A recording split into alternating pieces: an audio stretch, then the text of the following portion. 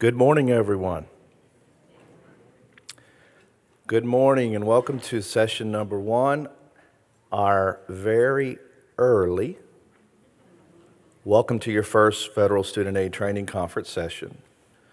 Just a moment ago, one of the local conference staff asked me to remind you or to share with you guys that if you need the restrooms, they are right outside this door, right across the corridor.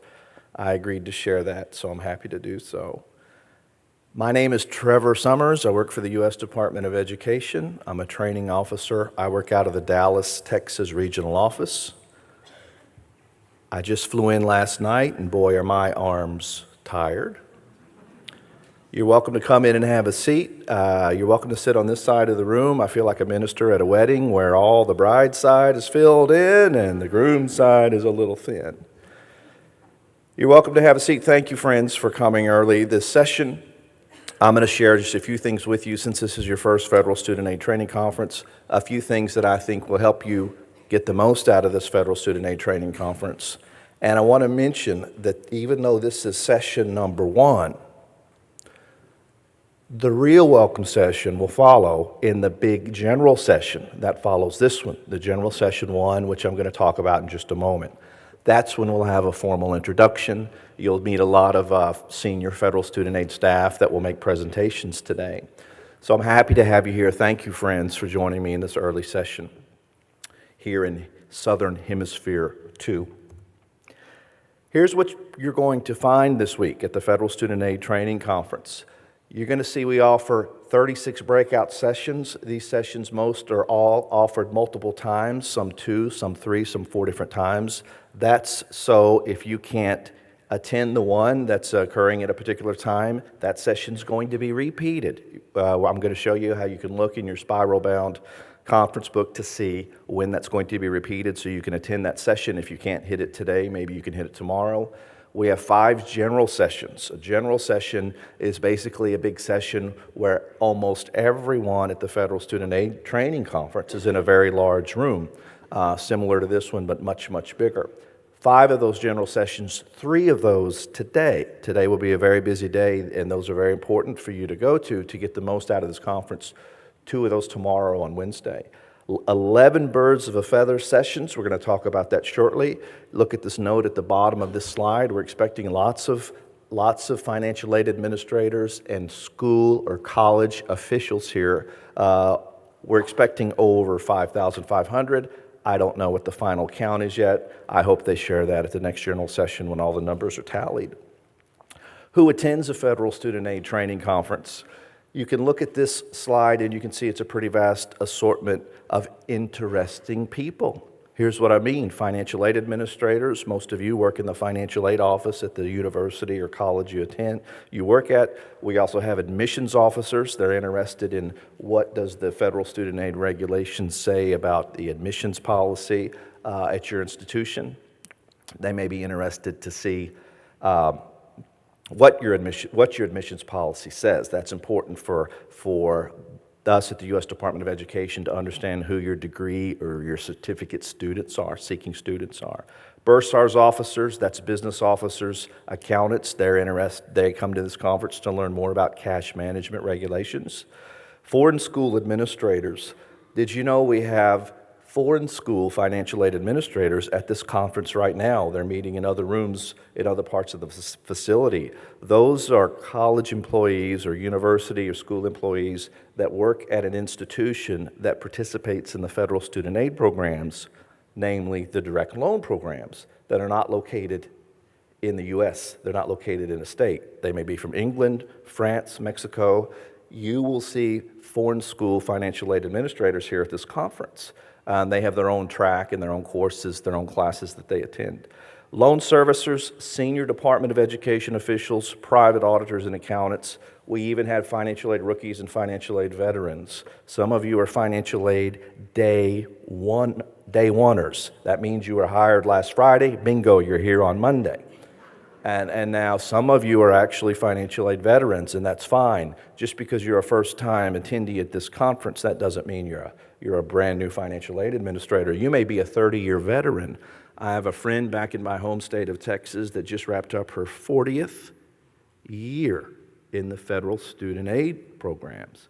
She told me recently, she said, Trevor, when it comes to this business of federal student aid, she has learned that the first 40 years are the hardest. So, we're glad to have you, regardless of where you fall in that category of attendee. What to expect? You should have already registered here when you arrived, maybe late yesterday or maybe early this morning. The registration hall is in the Atlantic Hall B and C. You had to register in order to get your name badge, your conference name badge. You need this to get into all the sessions. You have food and beverage information in your spiral-bound conference guide. Check that out.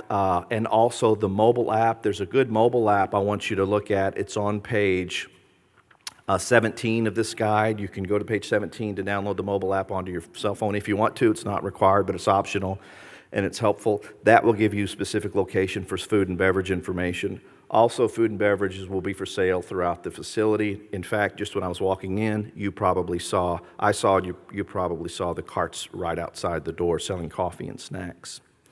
Every day there's a designated lunch period. It typically starts around 11:45. You can see what that lunch period is by looking at this tri-fold agenda. And I want to point out that if you look at this tri-fold agenda, the lunch breaks are about an hour and a half, and the times that you come back to attend other breakout sessions after the lunch break, those times are staggered. They're not all the same because some of you may want to take longer lunches, some of you may want to take shorter lunches. And some of you who may be from the West Coast may be eating breakfast by the time those of us from the East are eating lunch. But I want to point out that all the lunch breaks have a specific designated start time, but differing stop times depending on which breakout session you want to go to.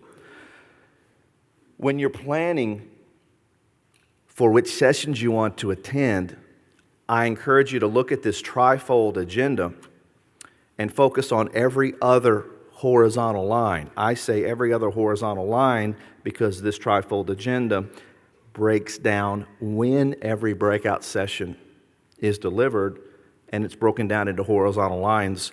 If you look closely at the horizontal lines, you'll see that some of these sessions may end, let's say at 2:30 in the afternoon, but the next session listed right below that line may start at 1:30 in the afternoon. How do we do that, Trevor? Remember, these classes, these breakout sessions are repeated. So I like to look at this tri-fold agenda and focus on every other line.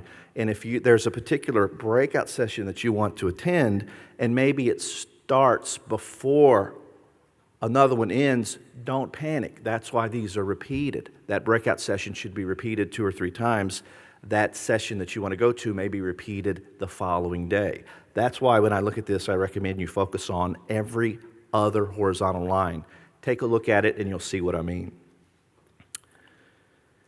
Most of the sessions are going to be in this facility, the Dolphin building, but some will be in the Swan building. There's a map in your spiral-bound program book. That gives a map of all the facilities, and you can look at that to kind of get oriented on where you're going. If you're walking around the corridors looking for a particular conference room or breakout room or general session room, I want to share with you this helpful bit of information.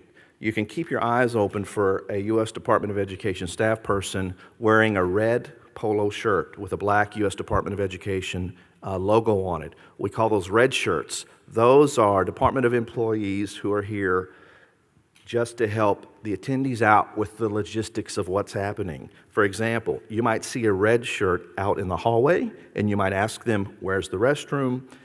Where's the big ballroom that the general session is going to be in? Where's the nearest place to get coffee or lunch, things like that. Any place in the hallway throughout the entire corridors of the facility, if you see a red shirt, they are there to help you. If you don't see a red shirt, but you see a Department of Education employee that has a blue ribbon on their name badge, the blue ribbon says U.S. Department of Education, grab one of them and say, help me find this room or help me answer this question, and anyone will be glad to help you. You can also send questions to this FSA conferences at ed.gov website, and you can even follow the conference on Twitter at the address, the Twitter account that you see here. On page 17 of the Spiral Program book, there's also details on how to download that mobile app on your smartphone so you can get the same information on your smartphone. When thinking about some basic things I was going to share with you, there's a few things that came to my mind, and that's what I want to hit on quickly. And I'm not going to keep you very long because I want to give you plenty of time to get out of this room to go into the main ballroom for the first general session. But I thought about a few must-dos that I want to share with you that I encourage you to do while you're here to get the most out of this conference. The first must-do is this: you should go to all of the general sessions. As I shared a moment ago, there are going to be 5 general sessions throughout this week. 3 of them today, General Session 1, 2, and 3. These sessions are taped. That is to say, they are videotaped and audio taped. They are taped and recorded, and then shortly after the Federal Student Aid Training Conference, these recordings are posted to my favorite website, ifap.ed.gov. They're posted for you and for your staff to go back and watch them. Maybe you have staff back at your office that couldn't come to this conference this week. These sessions are recorded so you can go back and show these sessions to your staff that couldn't make it. Also for you to go back to review in case you want to get the information again.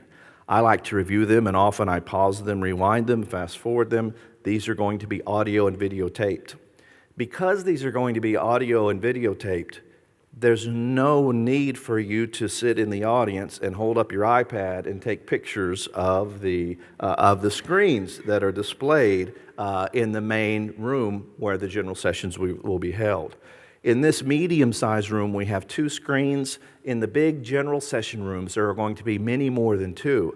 But again, every year I see people hold up their iPad and they take pictures of this important information. Friends, you don't have to do that. After the conference is over, when you get back, these sessions are going to be posted on the IFAP website for you to review. The first must-do, go to all 5 of these general sessions. It will give you the maximum amount of information to put you in the best position to go back and be a better financial aid administrator or school administrator, whatever category you're in. Second must-do, go to as many of the breakout sessions as possible. This is what I consider a breakout session. It's not a big session with all 5,000 or 6,000 attendees. It's a medium-sized room like this that may only have a few hundred attendees in it. Go to as many of these as possible. There's a whole list. All of the breakout sessions are described in this book. I will not read every one of them. You can read those. I'm sure you already have. But they come in these general categories that I like to think of. Institutional eligibility, that's regarding your institution and are you meeting the eligibility requirements. Student eligibility, that's very different, friends. That's talking about a particular student. Are they eligible for federal student aid, yes or no?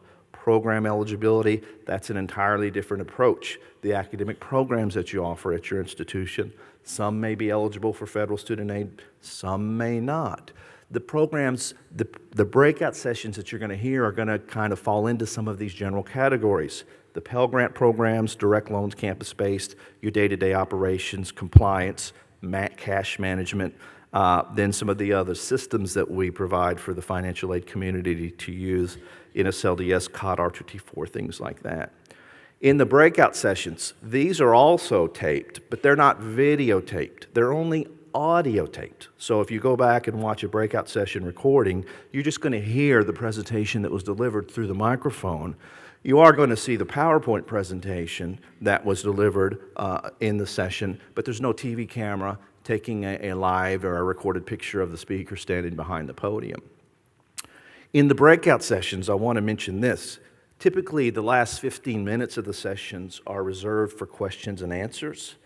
For questions and answers, you have to be brave enough to stand up and go to one of the microphones in the room and ask your question. I don't expect many questions in this session, but as we get through the day and the week, many questions will come up depending on the subject that's being delivered. But you can see that in this medium-sized room, I see 2 microphones, one there and one there, that would be used in case you wanted to ask a question.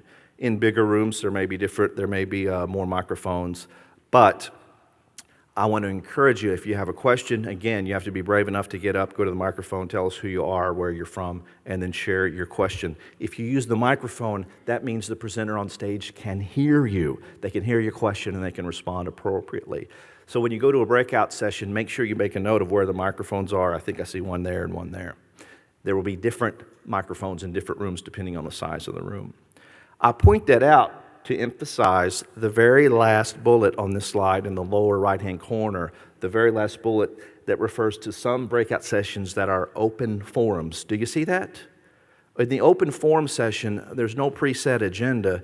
There are just senior Department of Education staff on the stage that want to hear your questions or concerns about the federal student aid programs. Number one, I encourage you to go to those open forums, even if you don't have a question and you just want to sit there and listen. Number two, I encourage you to go to those programs and ask the questions you have. But again, you have to use the microphones. So when you enter the room, make sure you see where they are and don't be afraid to jump out there and ask your question. The third must-do, I think, that is important here. If you can, go to the hands-on sessions. The hands-on sessions, they're computer exercises. We call them hands-on because we have demonstration computers set up to walk you through some operations regarding the National Student Loan Data System and the Common Origination and Disbursement System. This is really important to those of you at your campus who use the NSLDS and the COD system on a daily basis. We have, I believe, 80 computers set up for 160 attendees. Typically, they put 2 people per one computer, but there's a lot of extra chairs there for those people who want to come in and sit and just observe what's going on. So I encourage you, if you're interested in how these systems operate or you have questions, go to the hands-on sessions. The locations and the times are in your spiral-bound book. Fourth, go to the Birds of Feather sessions. I mentioned this just a moment ago. In the Birds of a Feather session, there's no preset agenda. There's a facilitator there to get the discussion started. And you can go to these Birds of a Feather networking sessions, and you can see if any of these match your particular role back at your campus or back where you work. For examples, there is a Bird of a Feather networking session specifically for bursars and business offices. So if you're an accountant or a business office at your institution, that may be a good one to go to. Experimental Sites Initiative, that's an effort in which the department may conduct experiments throughout the financial aid community to see if there's a better way to manage or deliver a federal student aid product. Some of these regarding loan counseling, dual enrollment, second chance Pell, also prior learning assessment. I could go on and on. The very last bullet on the screen refers to minority serving institutions such as HBCUs and PBIs. If you're in that category, we encourage you to attend one of these Birds of a Feather networking sessions. I could go on and on. Tribal serving colleges, Hispanic serving institutions, Pacific Islander serving institutions, community colleges, grad schools, for-profit institutions. I really like these. Years ago, I went to one and I sat at the table and the topic of every school's cohort default rate came up. The question was raised, what's your cohort default rate? How did you get it down? There was a financial aid administrator sitting at the table who shared that she worked her cohort default rate very hard and she reduced her cohort default rate all the way down to 0.0%. That was very interesting to me. We had a good discussion around the table of people who were in my Birds of a Feather networking session where we asked her, how did you do it? What did you do? When did you do it? I want to implement those things at my campus to get my cohort default rate down. That's just one little example of how it can help you to sit down at a table with no preset agenda and talk to those people that are facing the same challenges you are, which could be regarding admissions, cohort default rate, satisfactory academic progress, student retention. We could go on and on and on. So the fourth must-do is go to these Birds of a Feather networking sessions. The specifics are in your spiral-bound notebook. The fifth must-do, and I think this might be my last one, go to the Resource Center. This is important for first-time attendees at the Federal Student Aid Training Conference. The Resource Center is different than the breakout sessions. It's different than the Birds of a Feather sessions. It's different than the general sessions. The Resource Center is a room where you can go in and talk to specialists at different areas or different booths in this room from different areas of the U.S. Department of Education. And there are 14 booths in the Resource Center. This is in Atlantic Hall B and C. In fact, this is in the same room you went to check in or to register for this conference. You remember you went down the escalators, you walked in that large room, and to the right was the counter where you showed your ID and they gave you your material and your badge. In that same room, just off to the left, that's where the Resource Center is located. There are different booths that are staffed by subject matter experts. There's a large booth for Ask-a-Fed where you can go ask any federal student aid related question. There's a booth, an Ask-a-Fed booth for foreign schools. There's a booth for the e-campus-based programs. There's a booth specifically for the e-app. That's the electronic application that you use to notify or update the U.S. Department of Education about changes at your school, changes in your locations or your officials, programs, things like that. If you have questions about these, go to these booths to talk to the specialist to try to get an answer. A booth specifically geared toward subsidized usage limit applies. That refers to the 150% SULA, or subsidized usage limit applies, change in the law that's affecting all direct student loan borrowers. There's a booth specifically for people that manage the Common Origination and Disbursement System, another one for the NSLDS. There are booths for federal loan servicers. That's important because if your students at your school borrow money through the direct loan program, you may be very, very interested in how these federal student loan servicers are working with your borrowers. You can go to this booth to talk to some of them and ask them what are they doing to reach out to the borrowers, to connect to the borrowers, to work on to minimize the cohort default rate, things like that. These booths are there for you to go to and ask them specific questions.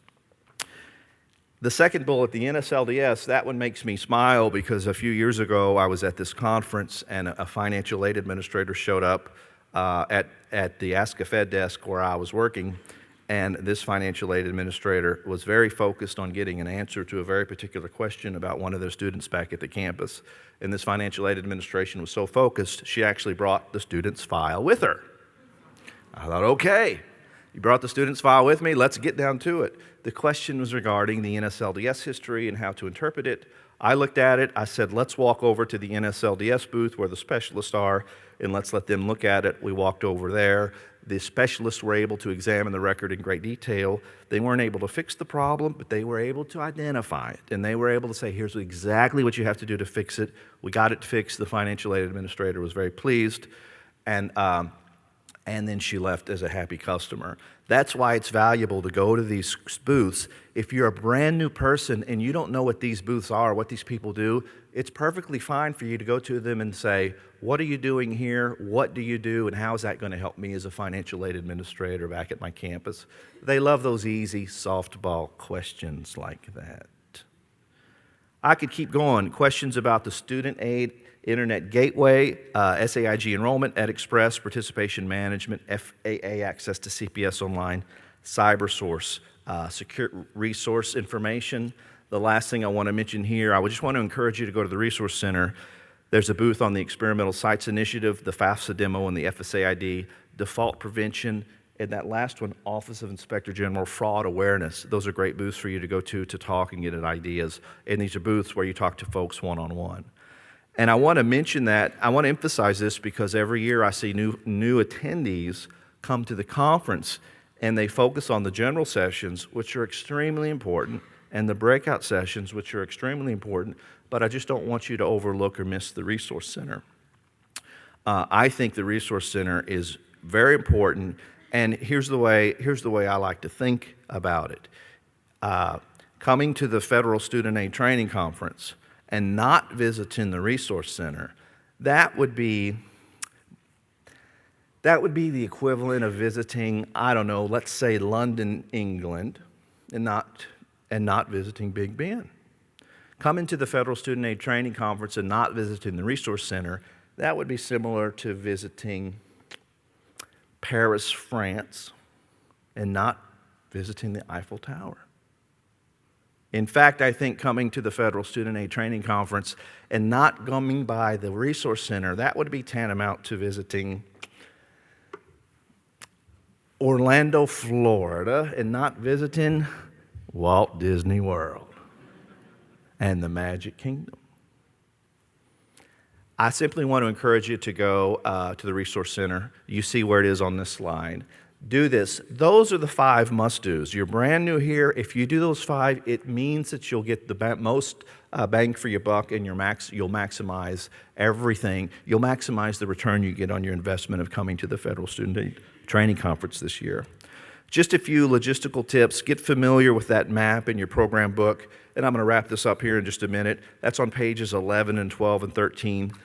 Plan SMART for general sessions. What I mean by that is when you go into general sessions, make sure you're clear on where the exits are, and make sure you're clear on when your next session after that one starts, so you can make sure you get out of that room and get to your next room on time. Look in your spiral-bound conference guide or look in your trifold agenda to make sure you're clear on the location of the next session. Use that break between each session to refresh yourself. Have a backup session in case the session you go to will be so full that they're not letting any other attendees in. All of these rooms are very tightly controlled as far as how many seats are in each room, and some of these breakout sessions will be so popular, if you don't get there on time, you won't be able to get in. They have to shut the doors. They can't let people sit on the floor because of the fire code. If that happens, don't panic. Look at the agenda to see if your session's going to be repeated the following day.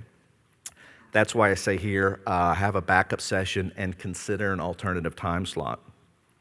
Wear comfortable shoes. As you know, you'll walk a lot. This facility is big. It's not as big as some of the other ones I attended.